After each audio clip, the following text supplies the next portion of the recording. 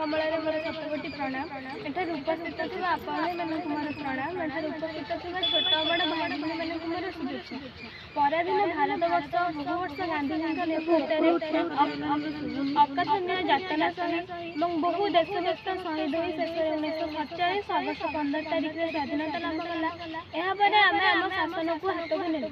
से शासन खसड़ा प्रस्तुत करा 1925 जनवरी 26 प्रत्येक भारतीय एक स्मरणीय दिवस कारण यही दिन आम संविधान कार्यकारी यही दिन दिन को आम सबू भारतवासी गर्वर सहित साधारणतंत्र दिवस रूप पालन कर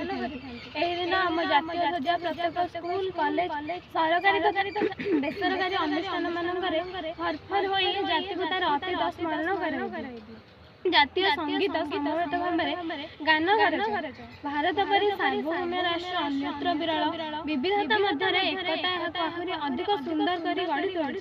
नाना धर्म जाति रुचि पोशाक परिवेश भितर आपणापण समस्ते बांधी हो रही आमे चलाइलु देश आमरी आमरी नारे आमे आम निजर संविधान प्रणयन संस्था प्रतिष्ठित है यार मुख्य डॉक्टर भीमराव अंबेडकर से हेले आम भारतीय संविधान जनक से देश सुशासन खसड़ा प्रस्तुत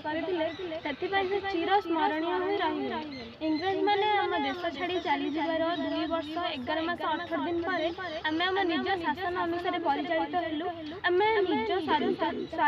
असल स्वाधीनतार स्वाद यही दिन चाखिबार यही दिन टी जातीय पर्व व राष्ट्रीय दिवस रूप पालन कर